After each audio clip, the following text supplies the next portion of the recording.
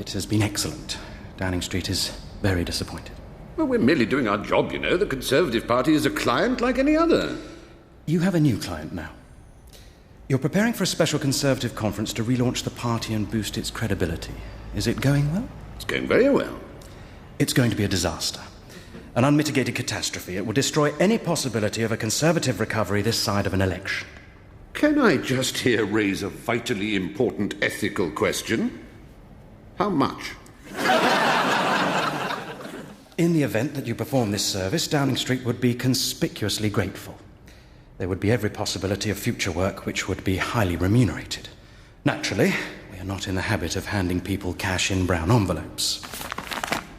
Ah. A designer jiffy bag. Sandy, it's perfectly simple. You come here, get trained in all aspects of office work, and we don't pay you anything. It's called the government's New Deal.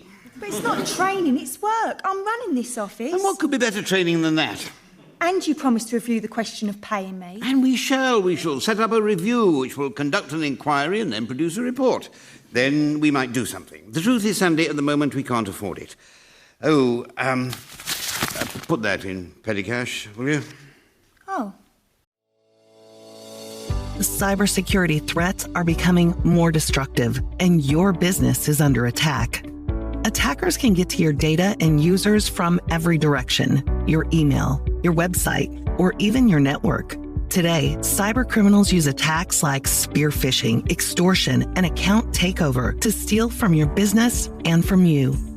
Tomorrow, it'll be a new set of attacks you can't even imagine. So, how are you protecting your business? With Barracuda. Barracuda provides complete, smart, and scalable cybersecurity for all threats, all businesses, all people. Whether it's your email, website, or network, Barracuda has you covered. Secure your business, your reputation, and your future. Find out more at barracuda.com. That's barracuda.com. Barracuda, fierce defenses for a world of complex threats. Yeah, right. Martin, a word. Yeah, can I just finish this? It's the leader's speech for this blessed conference. Yes, never mind that. Get your coat. Oh, very well. Prentice McCabe, one moment, please. It's Sir Archibald. Ah, yes. No, not just now. Putting you on hold, caller. But Charles, I think he's going to like the speech. La la la la la la la la. Martin, we must speak. La la la la la la. Still trying to connect you. Oh, he's hung up.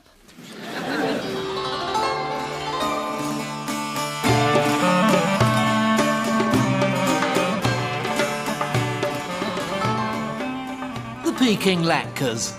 Splendid, yes, in a broad sense of that term. The Cohen and Wong Chinese kosher surprise. Yes, that is a surprise. But, Charles, you told me to exert myself to write a speech that would reshape the political landscape. Yes, I did, and so it will. Charles, I've done it. We set the whole thing up, the special conference to relaunch the party. The press is squared, the middle class is prepared.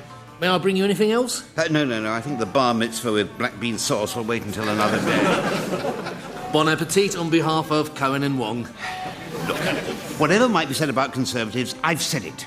But we've accepted their money, and now you're proposing to turn us into a sort of new Labour dirty tricks department. Yeah, but it's such a challenge, Martin. Quite apart from what it'll do to our bank balance. Yes, there's always that, isn't there? Look, here we are, for better, for worse, and we're being offered a retainer, a permanent source of income. To become a part of New Labour's control freak one-party state, to sell our soul. Oh, but the sheer challenge of it.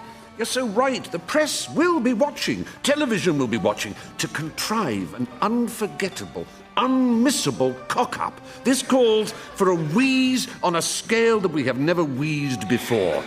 We must work all night, the long, dark night of our soul. Charles, in front of all that media attention, it can't be done. May I offer you a little gefilte fish foo young? It's a Cohen and Wong first.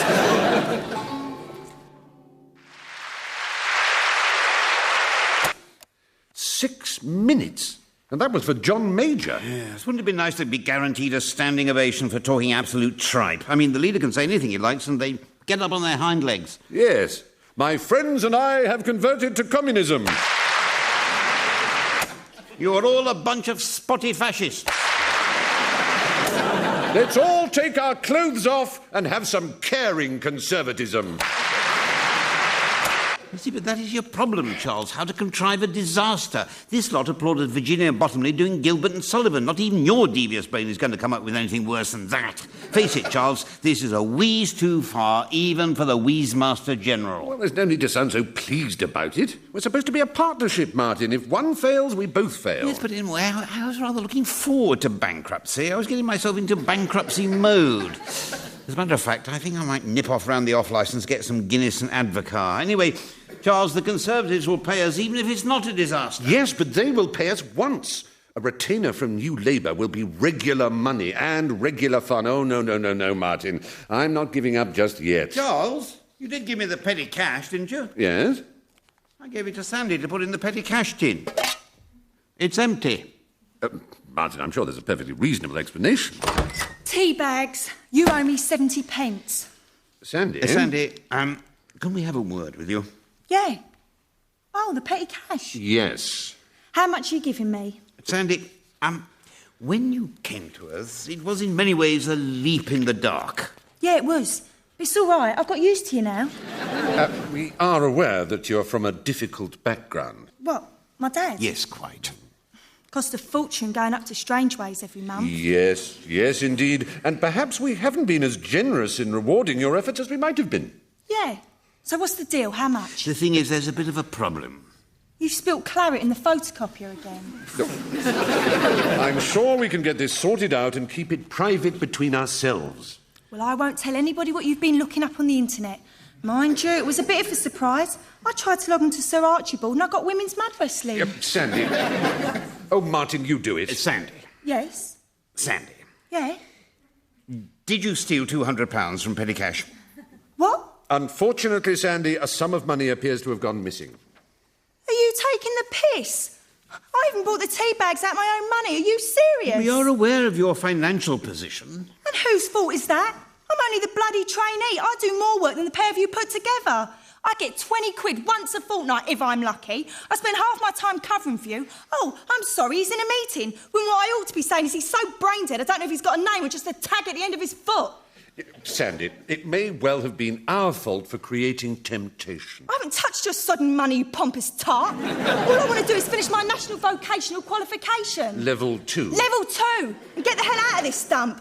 I'm supposed to be doing business letters, photocopying and basic invoicing. I come in here and I end up making tea for some bullberg who thinks he's chairman of the Conservative Party. Sandy. Stuff your office training, stuff your stupid agency and stuff you.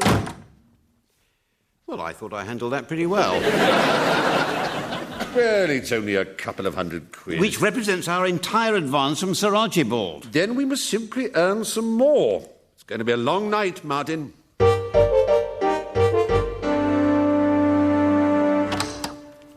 Staring at videos of old conferences won't help. Face it, Charles, we're beaten. We are not beaten.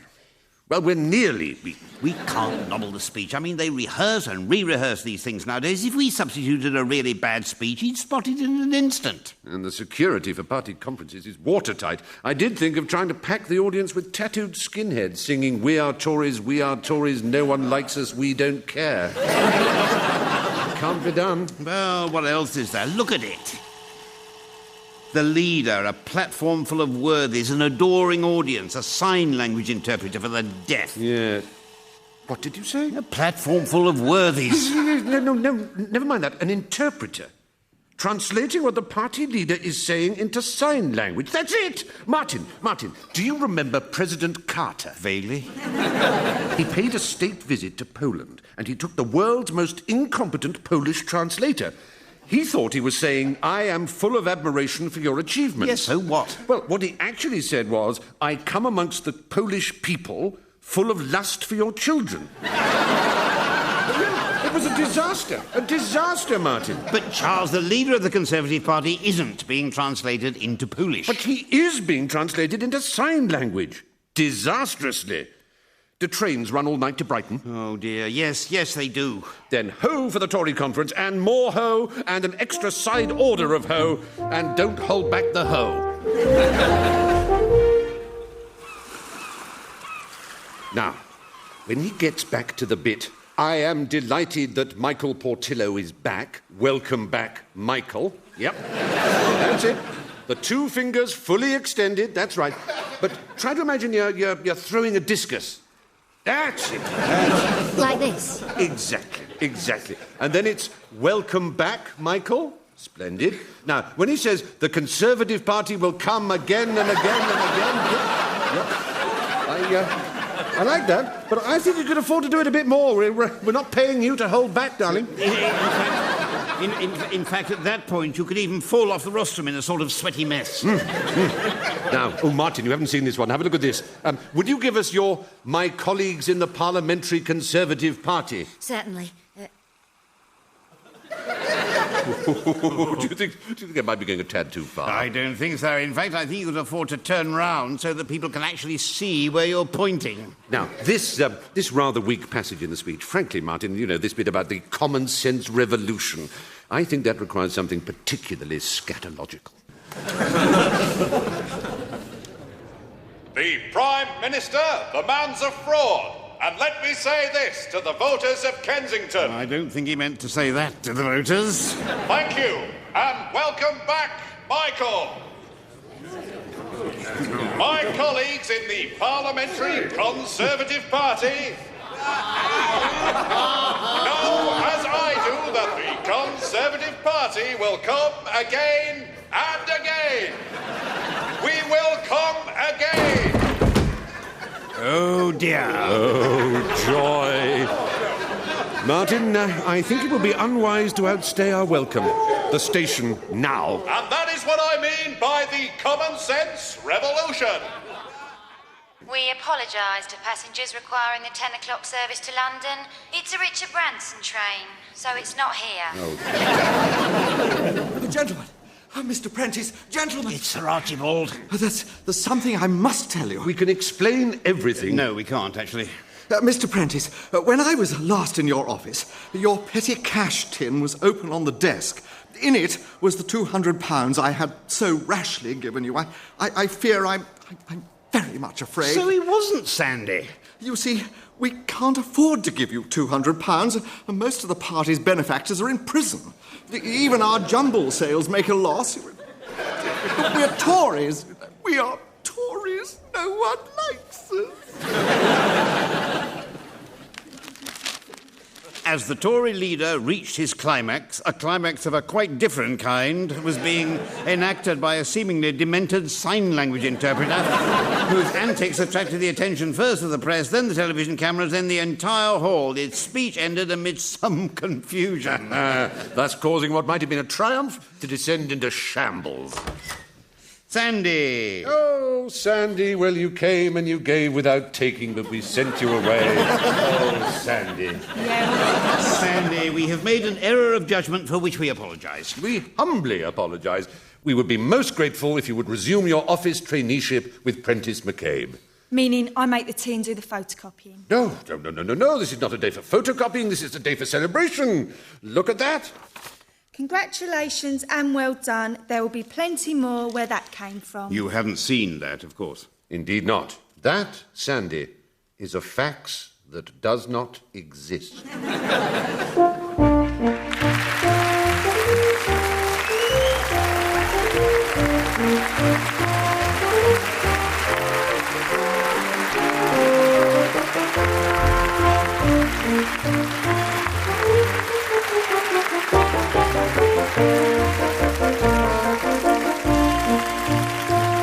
You've been listening to Absolute Power by Mark Tavener, starring John Bird and Stephen Fry, with Siobhan Hayes, Jeremy Clyde, Tony Gardner, Martin Hyder, Simon Greenall and Beth Chalmers. The music was by Matthew Scott and the programme was produced by Paul Schlesinger.